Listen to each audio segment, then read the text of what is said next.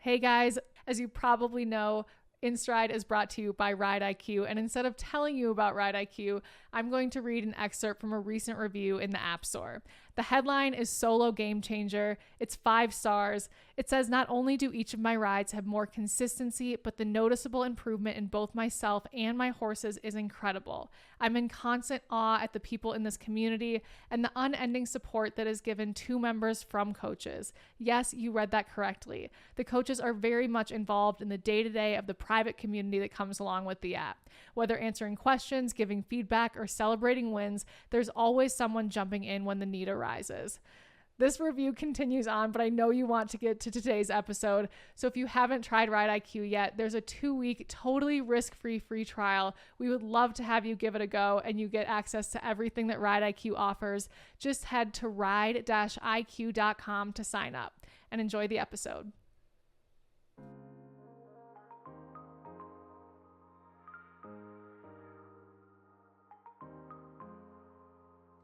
This is the InStride podcast, and I'm your host, Sinead Maynard. Today's guest is New Zealand 5-star eventer, Jesse Campbell. This podcast was really hard to prepare for. I've known Jesse for over 10 years and have enjoyed watching his success and his wife's success from afar as they set up their business and have been really hitting their stride on the UK scene in eventing. And then last year, the eventing scene was shook when Georgie was fatally killed in a cross-country accident at Picton Horse Trials. In this interview, Jesse shows us that horses can somehow still shine the light in the darkest spaces.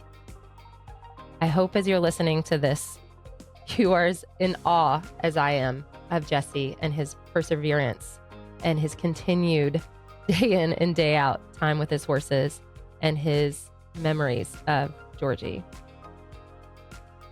And with that, I'll leave you to the show.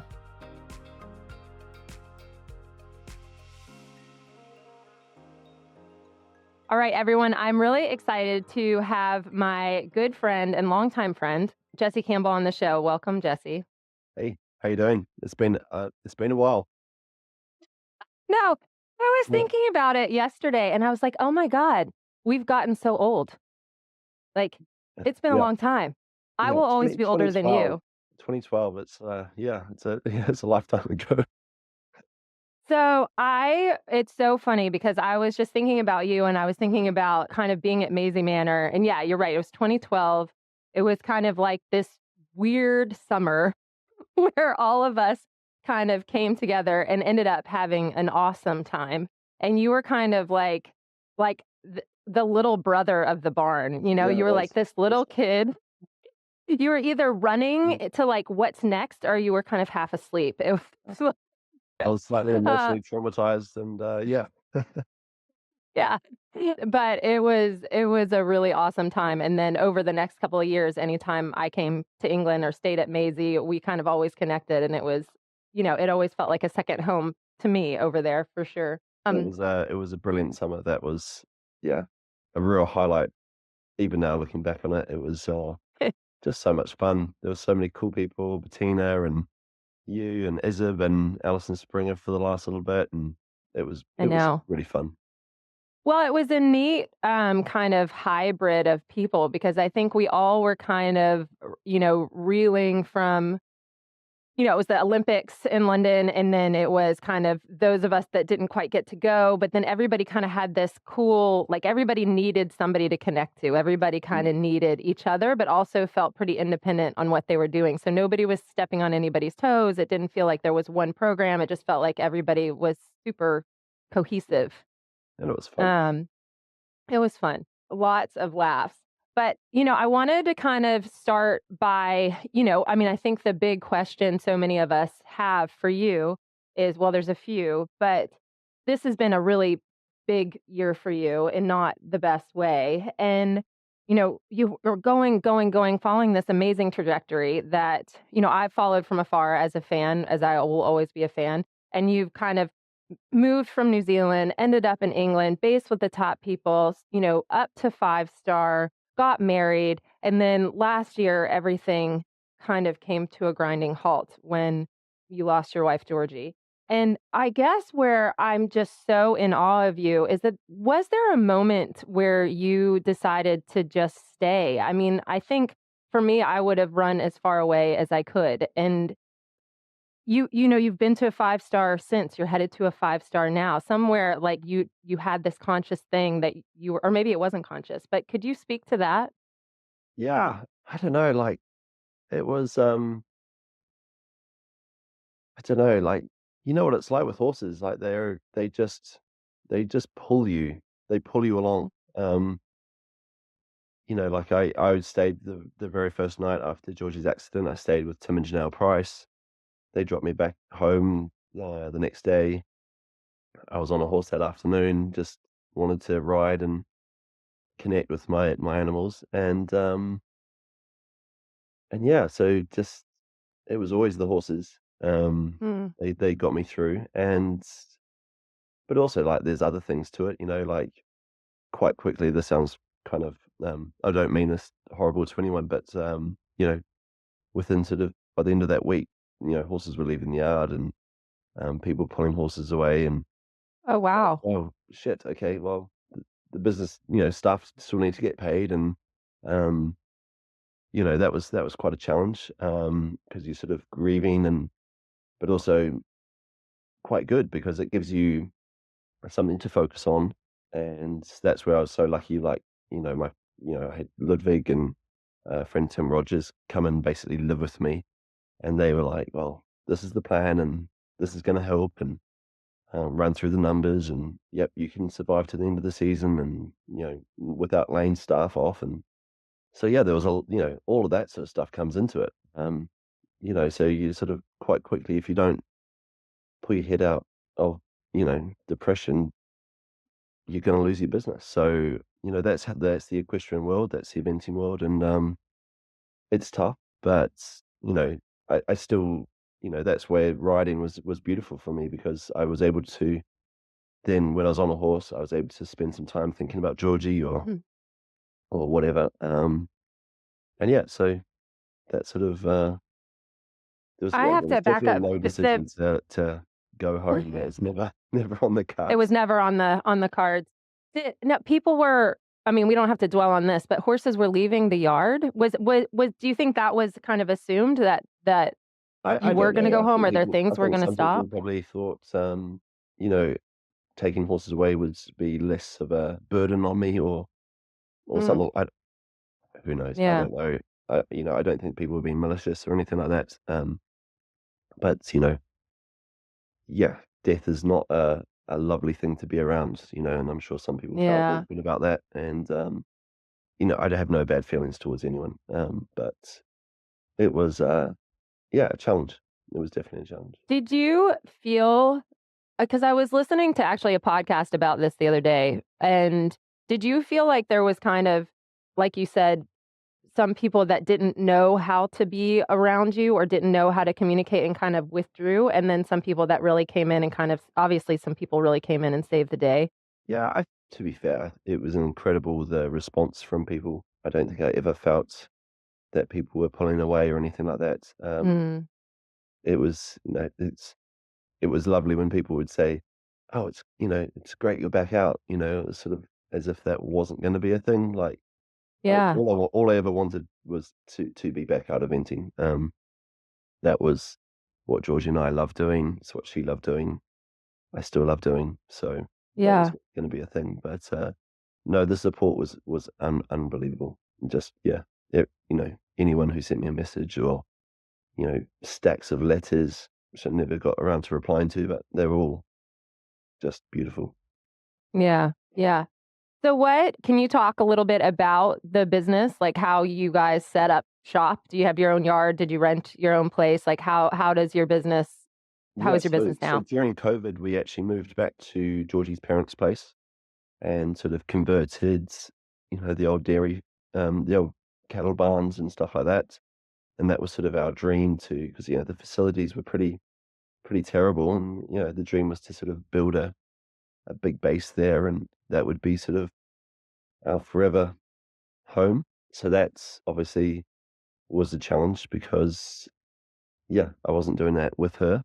So I had some clients that I'd sold some horses to, and was teaching their daughter, and they had always joked that we should have moved to their place. It's about 40 minutes towards Gatwick. And after Georgie's accident, I sort of said, "Well, are you joking? Because, you know, I'd be quite keen for that." And they said, "Yeah, absolutely." So in December, I moved to this new yard, and it's awesome. It's got indoor school, big outdoor school, heaps of turnout, and yeah, so that's been a really positive thing for me. That's awesome. I was talking to our mutual friend, Rebecca Howard, last week, and she does not have an indoor. So she is Yeah, not very she's at my happy. old yard. She's at my Oh, old she yard. is? Yeah, Oh, yeah, really? yeah. I was like, it is the most bizarre thing to me that in England, a lot of people don't have indoors and nobody has a dryer. Like, it's the wettest, coldest place to be. Oh, It's absolutely. like, It's insane, and yeah, I've turned into a proper princess. I don't know how I did it before that. oh, you are always a proper princess. Come Oh on. yeah, totally. Well, I'm even worse now. Well, let's back up a little bit. Let's back up to like your move from New Zealand was pretty huge. And it looked like, from what I read, and I remember speaking about this a little bit, but it was so many years ago. How did that work with kind of your New Zealand squad? Because they had a group of people that came over to base in the UK, and you were one of those people. Yeah, How did that work? yeah. Looking back on it, it was totally mad. I look at sort of 20-year-olds, 19, 20-year-olds now, and I'm like, how the heck did I do that? Like, that was just bonkers. Yeah, moved to the other side of the world, no family over here. I knew one or two people, and yeah, basically relocated my whole life. And yeah, I look at 20-year-olds now, and I'm like, that's just How can you mental. even drive a car? Like, Yeah, what are exactly, you?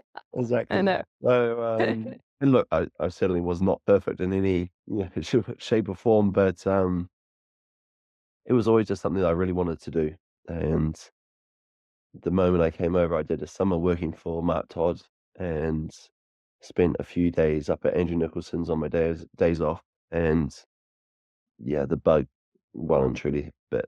And yeah, I just knew that I had to get to England. What So was the yeah, contrast like from New Zealand to England? Like how much of a culture shock? I mean, in a good and a bad massive. way, like you said. Yeah, What massive. what were kind of the biggest things that needed adjusting? I think just the level of discipline towards your training, towards management of the horses was just massive. Yeah, it Mm, was totally something that's I had no idea about. Just all the small details, taking care of small details. And to be fair, that my personality type, I relished that. I absolutely loved it. mm. I just hadn't seen it before, and yeah, I ate it up. When you were in New Zealand, what was that like? What was how were you growing up there to kind of funnel you this direction? What did that look like? Did you grow up in a horsey family or? Yeah, no, mum and dad not horsey at all. Dad was a GP, and mum was a history of arts teacher, and just yeah, but I seemed to have this weird obsession with horses, and yeah, sort of begged mum to get me a pony, and it sort of went from there. My mum fully like was incredible. She'd video every Mm, single lesson, take notes of everything. She really pushed me to train with like some amazing people. And I think that was the beauty of New Zealand is you don't really have this sort of like happy hacking culture. You either have horses or to compete, or you don't. mm. So usually people in that industry are on the whole pretty good, and they'd usually been to the Europe and learned and seen and brought that experience back to New Zealand. So Was Eric Devander where did he come into play? Where was he in New he came Zealand in or when I was 14, I think. I had my first lesson with Eric. oh wow.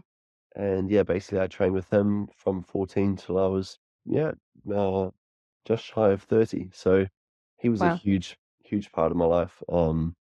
And yeah, I thought, will always be grateful for what he gave to me. Yeah, definitely. So it's funny, we had Andrew Nicholson came and taught here last week. I think I had said that to you. Last week he was here. Yes. And I hadn't I remember you saying that what an incredible horseman he was. And I think I asked you, I mean, this was a long time ago, like your opinion, and you just kind of said, hands down, this guy is just amazing. And I always was terrified of him. And whenever we were, rightly so, I think. And the last time I had seen him before I saw him last week was he gave me a kiss on the cheek at Burley and said, "Thank you for letting me win." Or thank you for God. having that last poll. I was like, you're welcome. Yeah. But he was incredible. Like he was here for 3 days and he was so like, he was really genuinely kind. Like he was really, really great, had great feel, great timing. And actually where I thought that there was going to be a lot of ego, there was very little ego and a lot of confidence. And he could read the horses incredibly well. He had a really great group of people he was working with. But you were there for almost 2 years? Yeah, just shy of a couple of years. Yeah. Yeah. And how was that experience for you? Because, I mean, yeah, you kind of hit it like Mark Todd and then Andrew Nicholson. I mean, where do you go from there? Like, It was it was definitely formative for me. I took a lot I took a lot from Andrew, you know. It's funny, we even like down to like the most stupid things. So like I had one of his old hit girls do some like freelance for me probably 5, 6 years ago. And I was scraping a horse off after the cross country. And I had the scraper like plastic sides down, and she's like, "You got that from Andrew, didn't you?" I was like, "100%. Yeah." Like that was how we all had to scrape horses down. And so I absolutely sort of ate it up. mm, Every bit of being at Andrews. But the I don't know if it was a challenge or what, but I was a pretty cocky little gun when I came over, basically. And I don't know if Andrew sort of intentionally tried to sort of just knock me down a few pegs, but there was a bit of that, which was probably fair mm, enough. But I look back at the way I rode, like before and during my time at Andrews, and I rode with like such freedom, mm. and coming out of that situation, I really lost my confidence. And Really? yeah, I don't know quite why, but it was good for me because I actually then had to go and really learn my craft. Mm, Like I look at myself now as a rider, and yes, I sort of really wish I had that freedom that I had back then, but technically, I know exactly what I'm doing.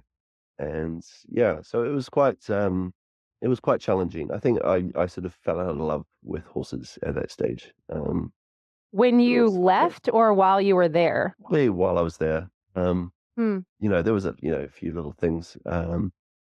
Like I went on my holiday and I got replaced by a French rider, and I was like, "Oh, okay, this isn't," and no communication. But Wow. it was very much Andrew was at the peak of his powers at that time, and Mm-hmm. I don't hold that against him because I know exactly what that's like. It's pretty tough, pretty high Mm, stress. And he was doing what he thought was best for what he needed, and he mm-hmm. won everything at that Mm-hmm. that time, which was awesome to be around. Yeah. Mm. Interesting. But it's also kind of like a tunnel vision, like you could easily be collateral damage if it was Ah, maybe, like, but that's mm, that's not why I was there. I was there to try and help him. mm-hmm. Um, Mm-hmm. and yeah, maybe it wasn't the best thing for me personally, but I hope I played a small part in some of it. I don't know. Maybe I did. Yeah. Maybe I didn't. Yeah. Probably did. Who Oh, knows? I think some of that stuff, whenever you're in a program that long, at least my experience, like I've worked for some great people and some not so great people and some great riders that weren't great people and vice versa. And I think there's so much that is subconscious that you kind of pick up just from being around people that are great at their trade. Like you're Yeah. talking about like a discipline and whatever. And also some things that you're conscious of as you get to that next part of your career of how to engage and interact, Yeah. when hopefully you're at the peak of your sport. So there's a lot of things there that I think are like, I learned this, and then there's some intangibles that are kind of just in the space, that you Yeah. pick Yeah. up. Don't get me wrong. And I would not have even half of the career I have now if I hadn't mm, spent that time with Andrew. You know. yeah. You know. What helped Yeah. you get back into your skin, like into your confidence? Just reconnecting with the horses, Mm, and figuring out why I did it, and breaking it down into that I love riding, mm, and there was always this thing, like, I got like badly bullied at school for riding, but being on a mm, horse's back made me feel free.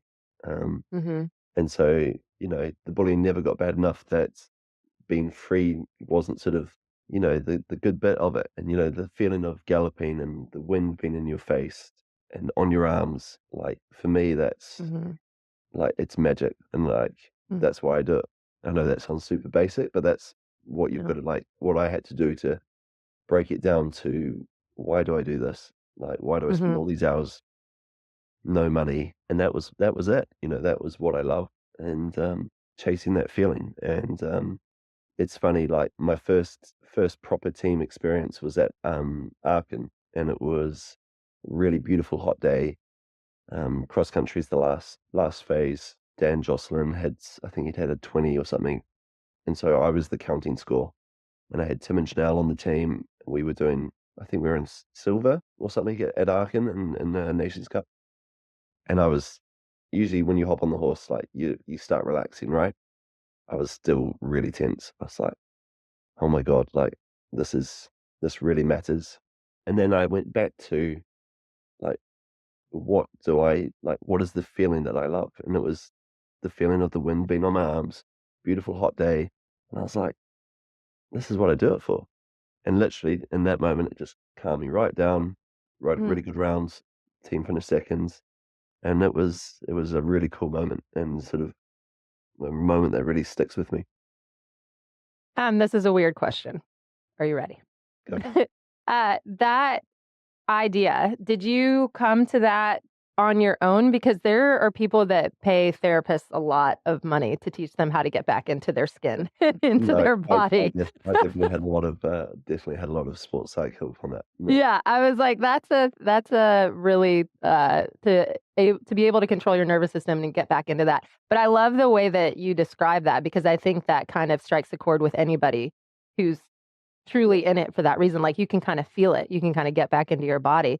And another question that I have for you, because this just reminds me so much of like this transition that I think a lot of people have. And they actually often, I think, I know I did it and regretted it, shy away sometimes because you have this when you're younger and you're kind of coming through the levels maybe for the first time, you have this youngness and greenness and kind of what you said, freedom that just comes with like maybe not having too much information, right? Like all you Yeah. kind of have is your feel.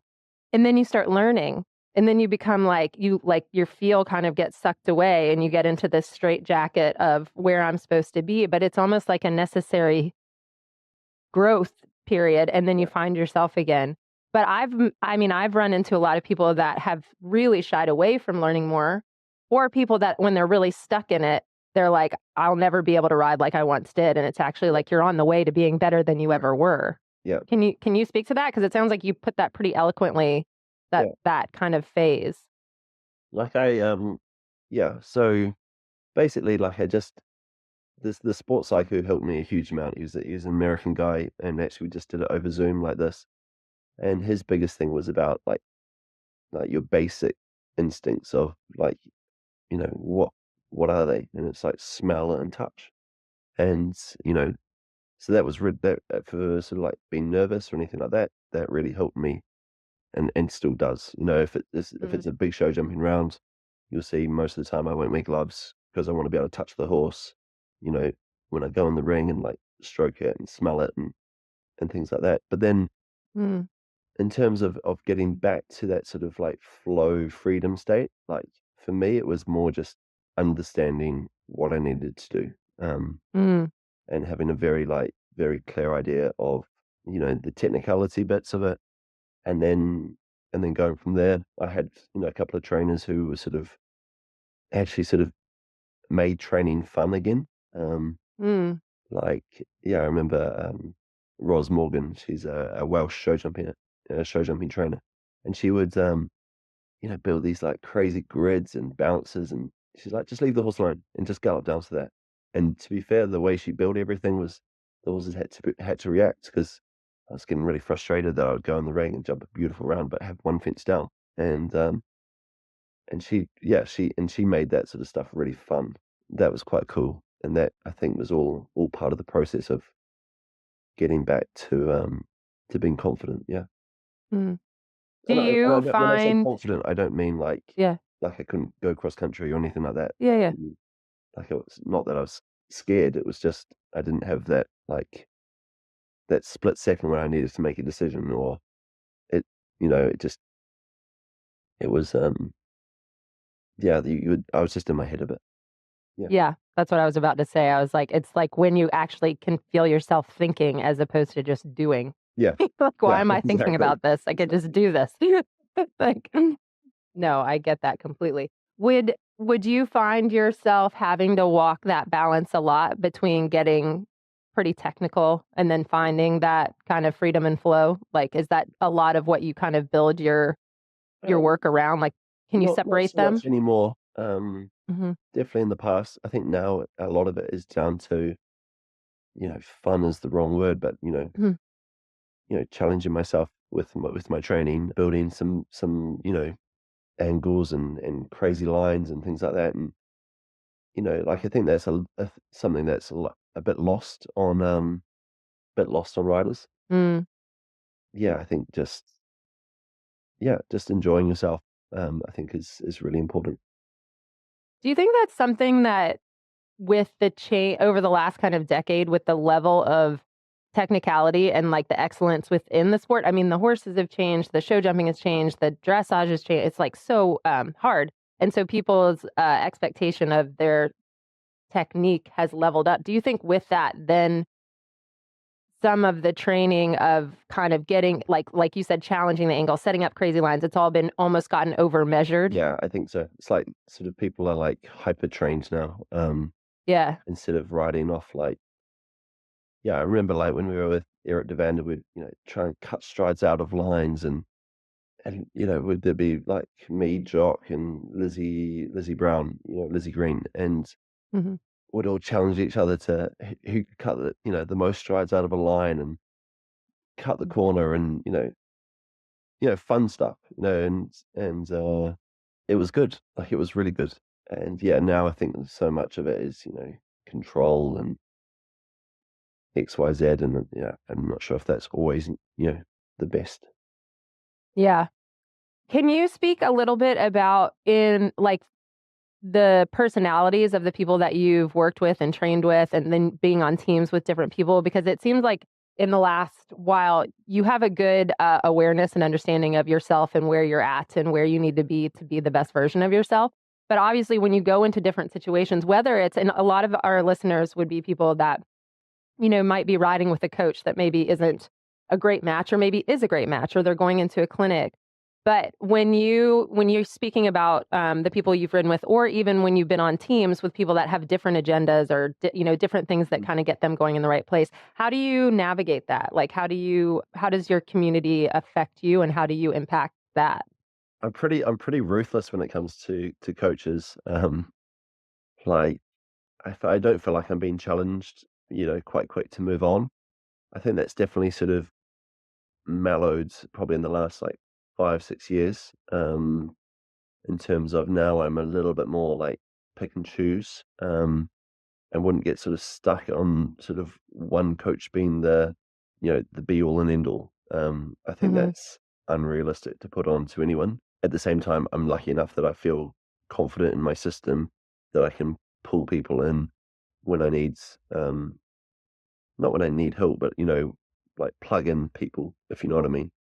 And yeah, like, I'm quite keen on getting lots of different opinions, but I'm also very aware that I've got a good system. I'm confident in what I do, and yeah, like I said, yeah, I think I like the idea of um, Hmm. plugging in people to fix things, or not fix things, but bring updates to what I'm trying to do. Yeah. Yeah. Well, I think it's like a little bit what we were speaking to earlier. It's almost sometimes in the training, there's a certain amount of people that, and I know I've done it to myself even just by myself in training that I kind of protect, as opposed to having that exciting like challenge. And I remember even doing a podcast with Laura Collette, and she was speaking about growing up in the system in Great Britain and how she was in ponies with the same people that are kind of at the top of the sport now. And she said it was great because we were protected from the professional teams, but we were always competing with each other within our group. So it was like challenge, what can you do? What can you do? And so it was always kind of that without feeling like you were a bit out in the big open water with, you know, the tops of the sport. You felt like you were challenging and having fun and competition, kind of like what it sounds like you were doing with Eric.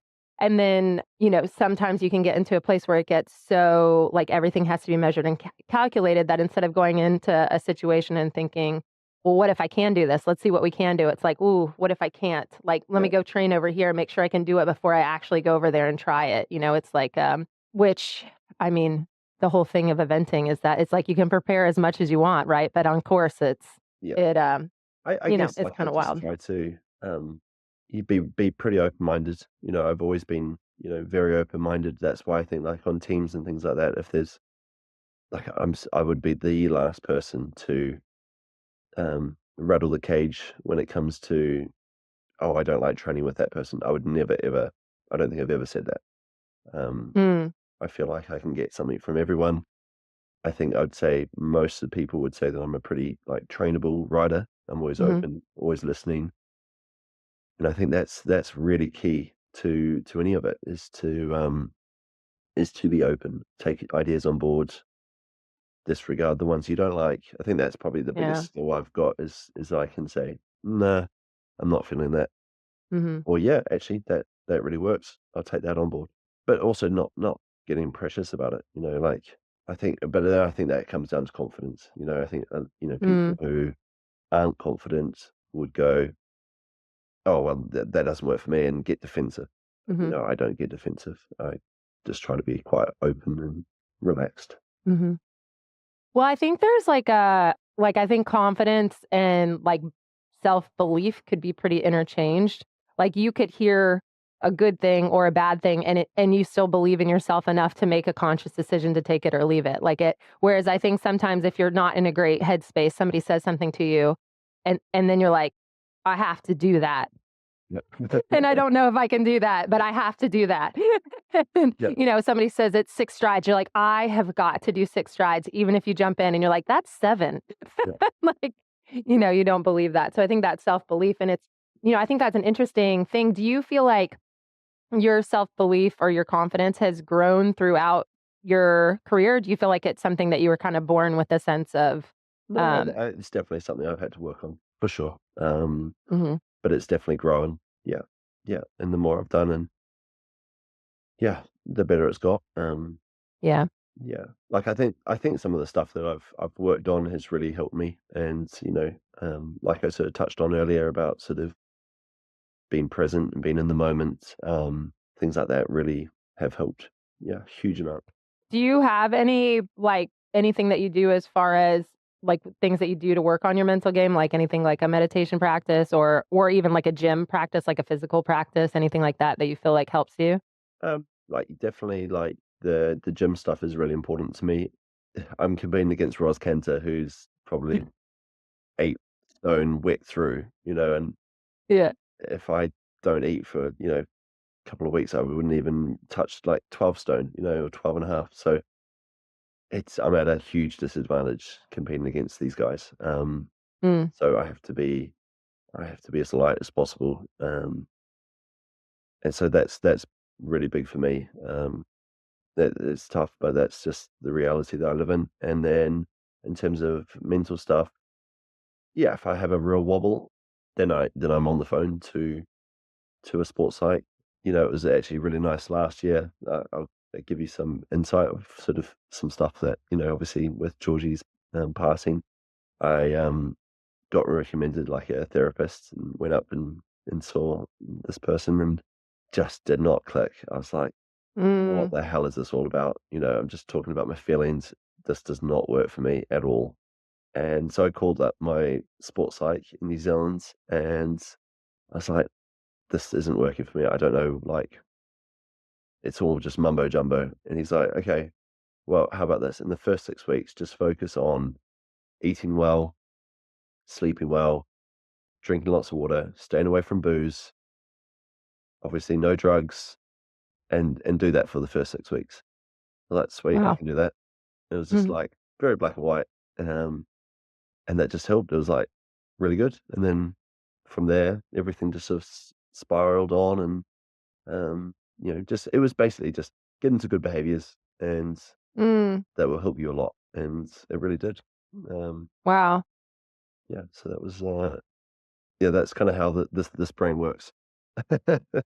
It's, So funny. yeah, Yeah. When my dad passed away pretty drastically and suddenly, and I got the same. It's funny, the same thing happened. Someone recommended a therapist because obviously, and I went in and I went twice and I was like, this sucks. Like, no, I feel worse.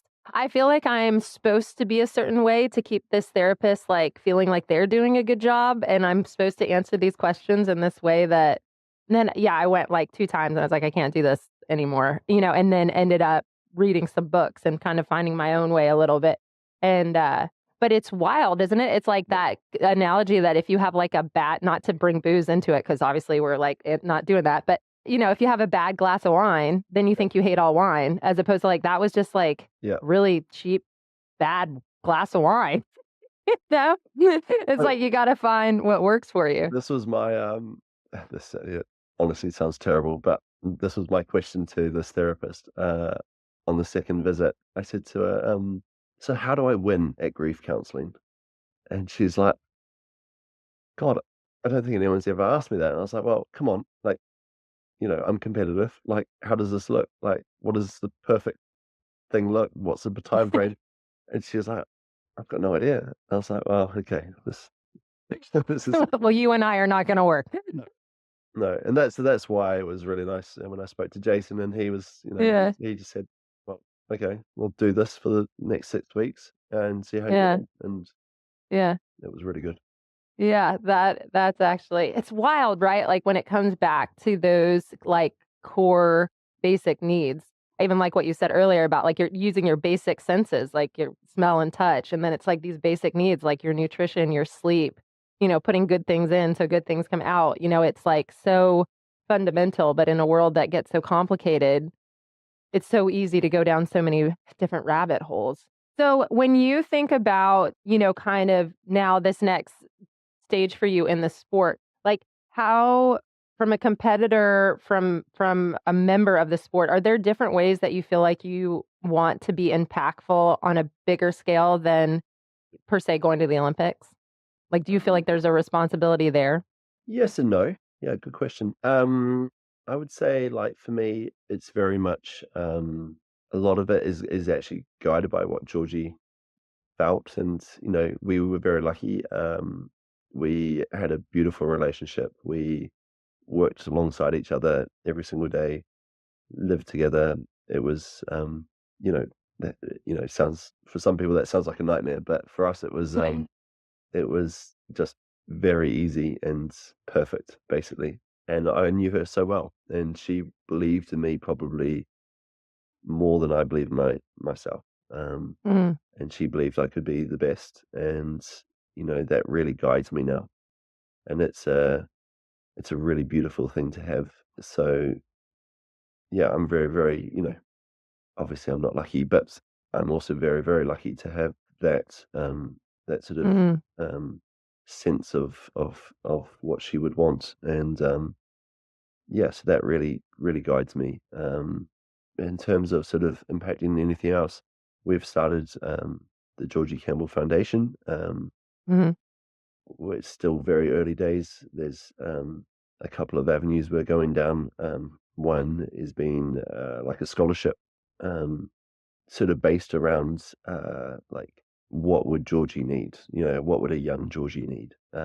Mhm. So that's quite cool. It's still kind of in the planning stages, but there's some pretty amazing sort of things that I hope will be really impactful for someone. We're going to start it small, make sure it's good quality, and then roll it hopefully slightly bigger.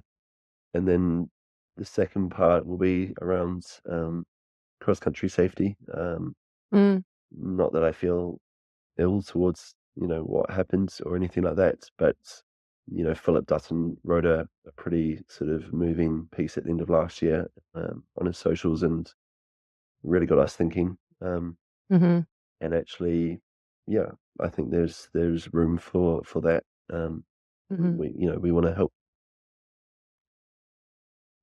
Well, it sounds like from both of those things would be paired really well because it's all thinking about the future of the sport and the future of the people in it. I mean, it seems like.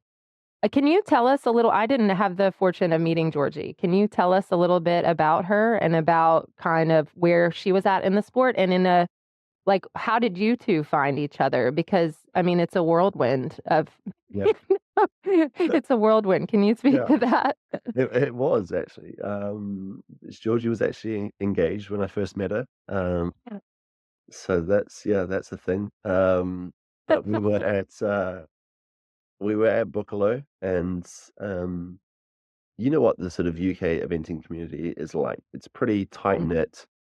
Everyone knows everyone.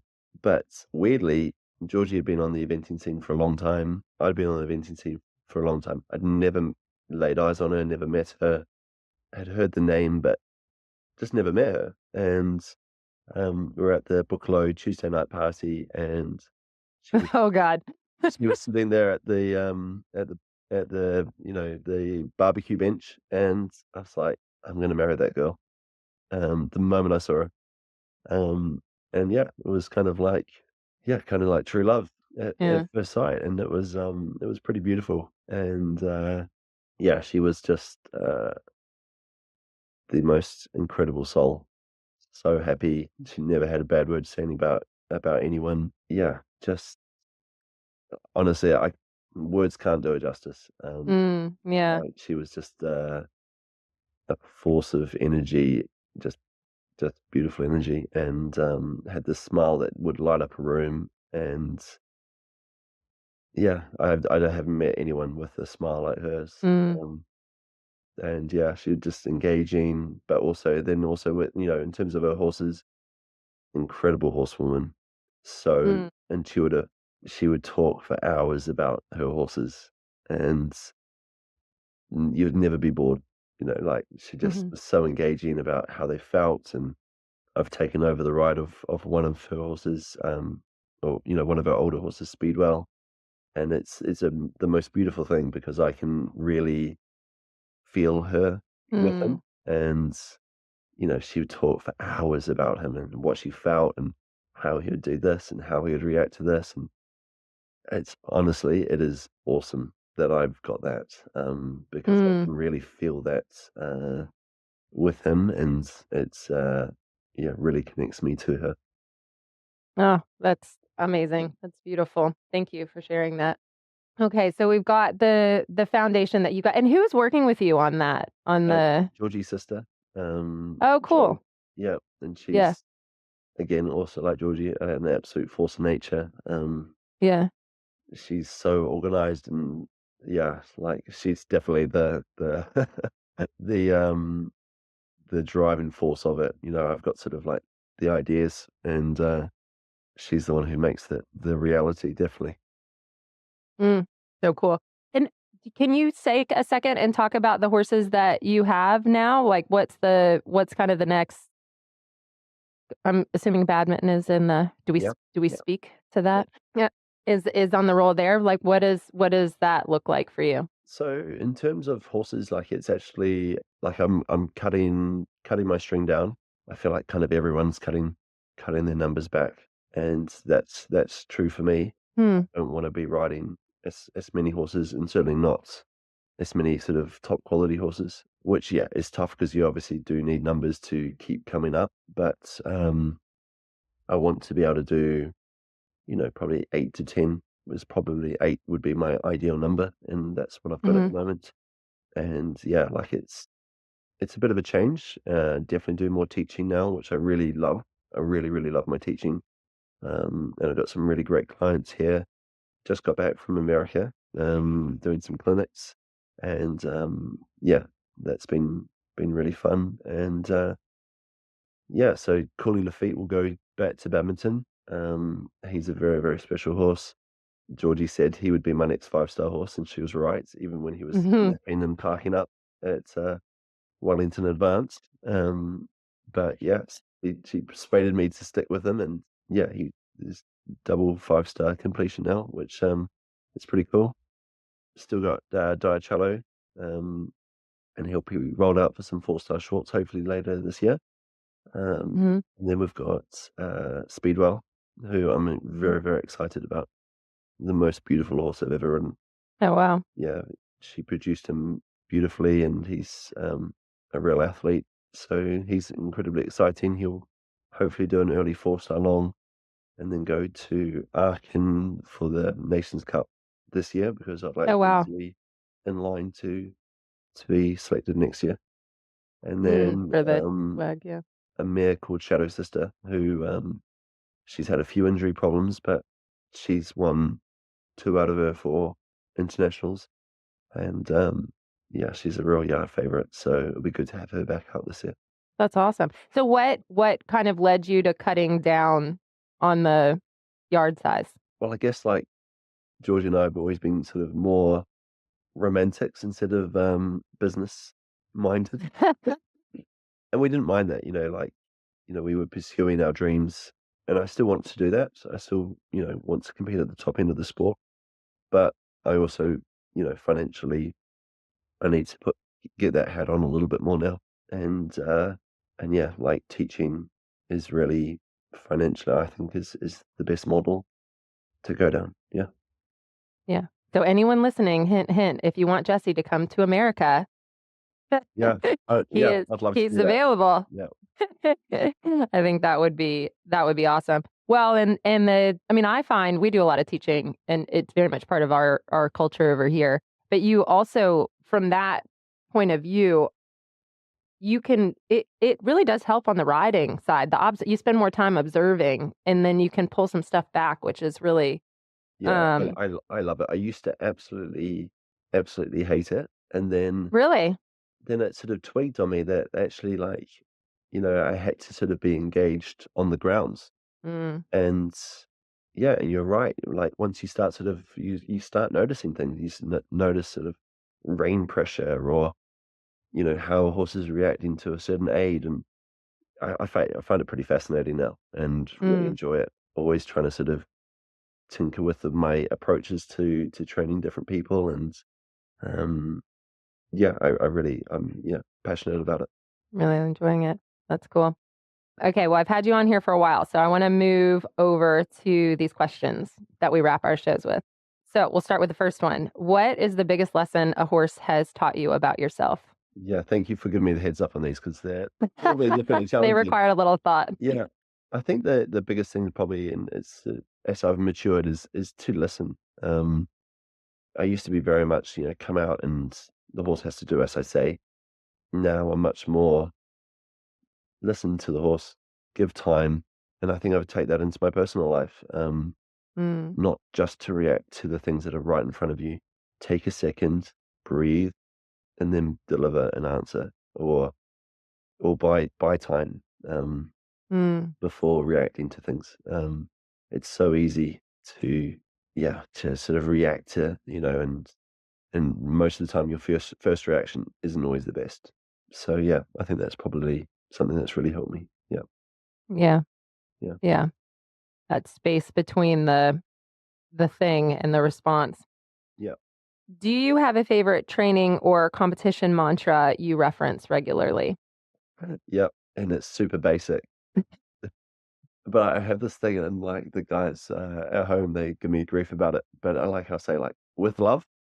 And so basically, like any sort of aid, like I'm like, give it a kick, but then with love, Mm, because so often I think we sort of, I'm not saying to just float around paddle your pony the whole time, but your aids have to be unemotional. Well, the emotion has to be of kindness and sympathy. mm, A lot of the time, we're in our own heads about a competition coming up, or why can't my horse do shoulder in, or I'm not good enough to do this, or something like that. And it's got to be done with love. At Rain Aid, it has to be done with love, or else you're going to rip their teeth out, or, kicking them, getting them in front of the leg, but in a way that they're not going to just bolt around the arena. So it sounds super basic, but with love. I love it. Yeah. If you're a rider with a lot going on and a bit of a nerdy side, then listen up. Ride IQ brings a coach to your arena or field whenever it works for you. Ride IQ is a mobile app with on-demand audio lessons taught by top trainers, including the host of this show, Sinead Maynard. With Ride IQ, you can choose a lesson, put your earbuds in, and you'll have step-by-step guidance and insight with you throughout the ride. After experiencing schooling rides with Ride IQ, you won't want to go back to riding on your own. And if you can't get enough audio, Ride IQ has tons of exclusive podcast episodes to keep you learning and entertained on the go as well. Try Ride IQ for free by signing up at ride-iq.com. That's ride-iq.com. Now back to the show. I love it. Did you tell Janelle to use that one? I'm sure she would. Does everything with love. I think that's awesome. And I think actually I do want to sidebar over to this, because I think what you just said lines up really well, with everything that's going on with the sport and with what we need to put out to the public. That concept right there could change the future of the sport if it's delivered in that way with love. This is what we're doing. Everything that we're doing is this. So how are you, how, with everything that's happening as far as the animal welfare and that side of things, how are you thinking about that at all? I mean, it sounds like it's already very much part of your program, is already leaning that direction anyway, but is that conversation happening at all in England amongst the community? Like, is anything changing or shifting? We're all certainly aware of it, definitely. Are people consciously making an effort to, I would hope that most 99% of professional athletes in the sport are kind people, and kind to their horses.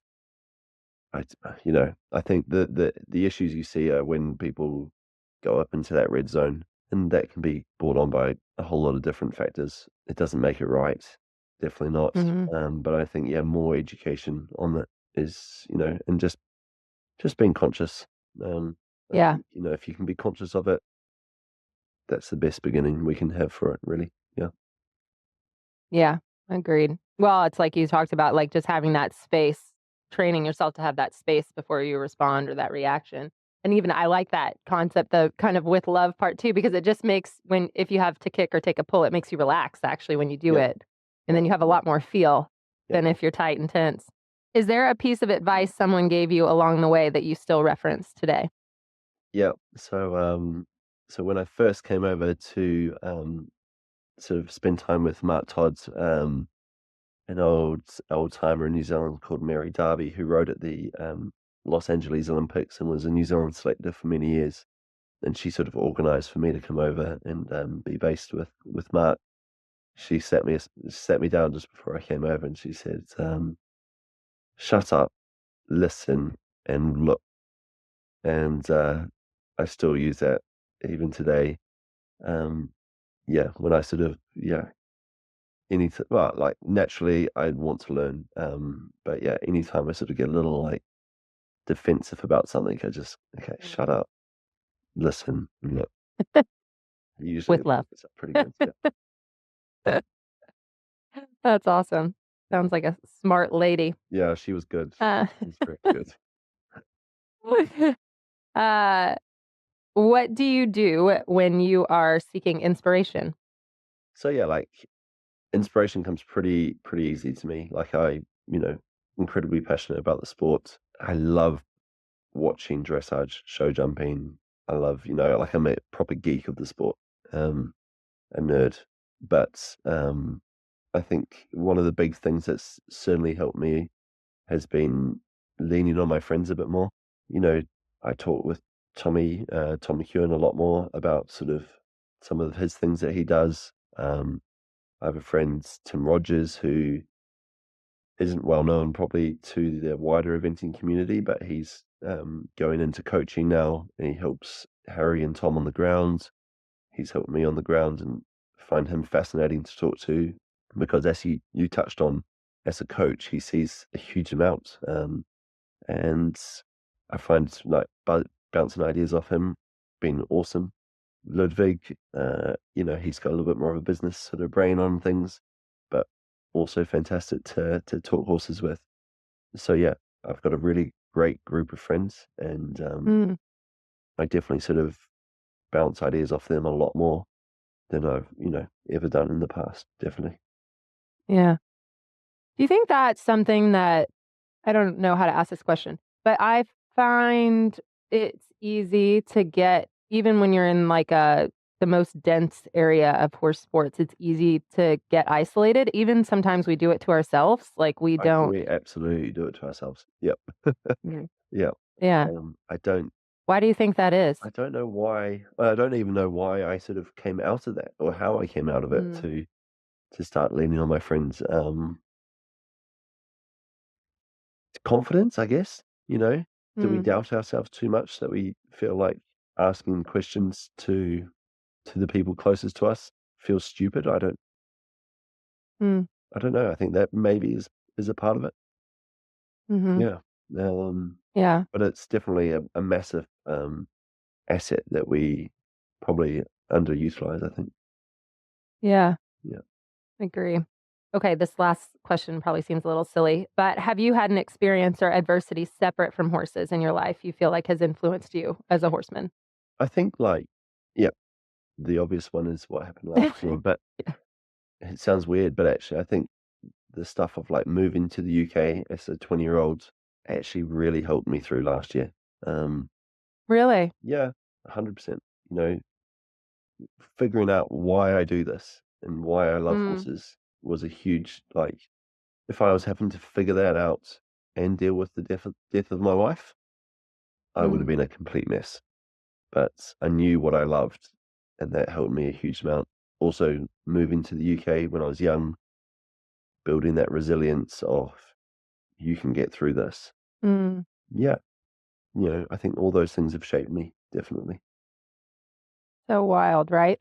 I mean, that's so interesting that you say that, because when you say it like that, you're like, yeah, that totally makes sense. Like going through those hard things and then kind of coming out on the other side, you start to have a little bit of that Yeah. belief that maybe there's another side at some point. Yeah. Oh, interesting. So what now? What now? What's next for Jesse Campbell?